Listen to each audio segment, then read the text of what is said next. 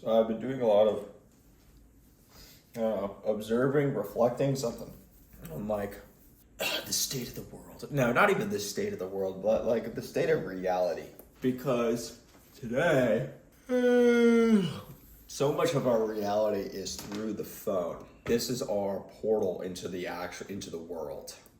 Before you had unfettered access to information, everything or the majority of things that were part of your daily life occurred directly in front of you. If you were going to experience something that wasn't local, like within close proximity to you, it would be through the news, whether that's on TV or we could even say like before TV, you'd have to read. And then TV came along. It literally is television. It lets you see things from far away. And TV started becoming part of people's reality. Not in the sense of what you see on TV is how people behave in real life. That's normally what I would think whenever you'd hear like, oh, well, that's not reality, or like, that's not real. But what I mean by that is you're starting to see things that are actually occurring in real life through the screen. It becomes part of your reality. It is now that screen is local to you and allows you to view things that are actually occurring in the world, not these pre-scripted or written or narrative, whatever. I'm not talking about entertainment here. I'm talking mainly about observing the world. And when you consume a piece of entertainment media, it's understood that, hey, this isn't actually real. And there might be some effects that has on you subconsciously, but for the most part, you don't watch a movie thinking like, oh, this actually happened, unless you're like a kid.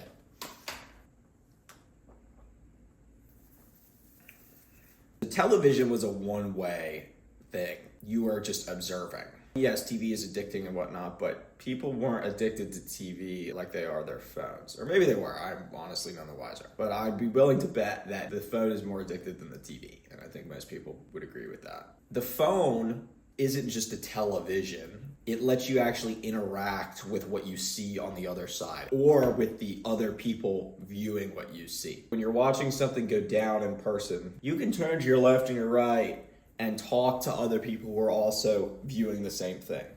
And the phone version of that is the comment section, right? You can just tap that little button and now you have a list of reactions or an ability to interact with other people who are also experiencing the same thing you are experiencing, mostly in the same way that you're experiencing it. What's happened is the phone has become an essential tool, or I would argue an essential component of reality. And the more and more time, not just you as an individual, but humanity spends using this tool, the more deeply integrated it becomes with our reality, right? There are a lot of things you can only do on an app. A lot of times you'll be on the computer, even if it's like an online thing. They'll say, oh, you have to go on the app to do this.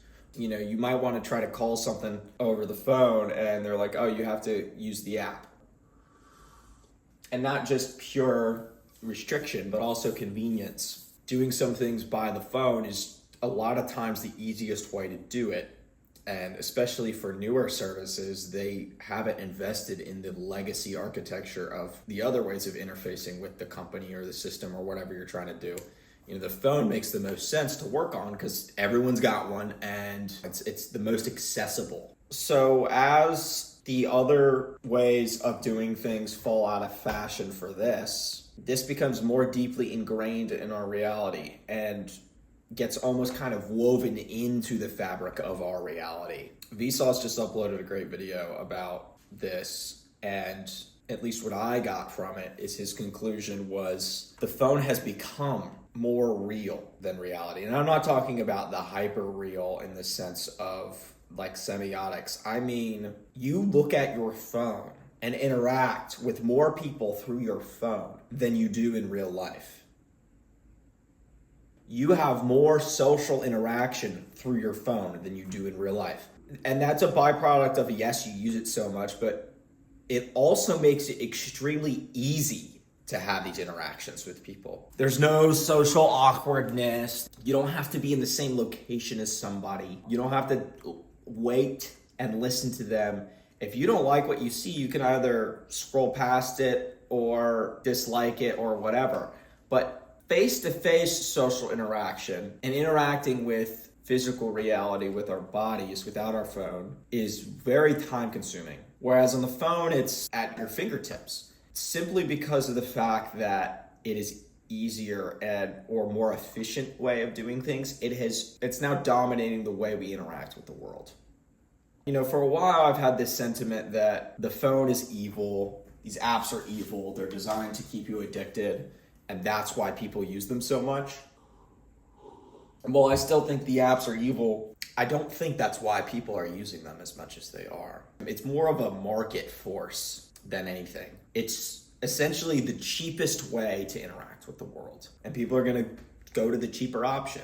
If you can get, you know, and some people might argue, myself included, that interacting through the phone isn't as enriching or fulfilling as, you know, interacting face to face. But if you can get 80% of the product for 10% of the price, most people as a whole, as a society, as a collective, they're gonna go for the cheaper option. That's my understanding of economics, at least. So I think as human interaction gets more and more expensive and interacting through the phone gets cheaper and cheaper, I don't think we're going to be able to put these things down or leave this behind. Like, these are a defining feature of what it means to be human now. Just like how being a part of a civilization, it wasn't a thing. Like, yes, we had our tribes and we had our small groups, but up until agriculture, people were nomadic. And once people started farming, then all of these secondary effects from just staying in the same area and staying around the same land, and staying around the same people,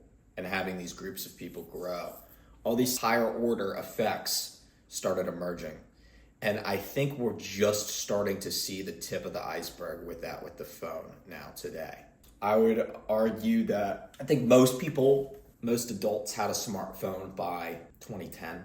And then pretty much all adults and most kids had a smartphone by 2020. So this is a relatively new phenomenon, and it's going to be really interesting to see where it goes. I'm a lot less pessimistic about where I was earlier. It's gotten corny to me now. The phone is starting to lose its cool factor. People are starting to understand the downsides of using the phone, but at the same time, there are some very real upsides to it as well. If you've ever tried to get rid of your phone entirely, not only do you feel more isolated without it, you also lose an essential part of interacting with the world. That as time goes on, the world is becoming more and more reliant on the phone, almost as lubrication, as opposed to, you know, the old ways of doing things, which are a lot more rigid and slower moving. And as always, thanks for watching.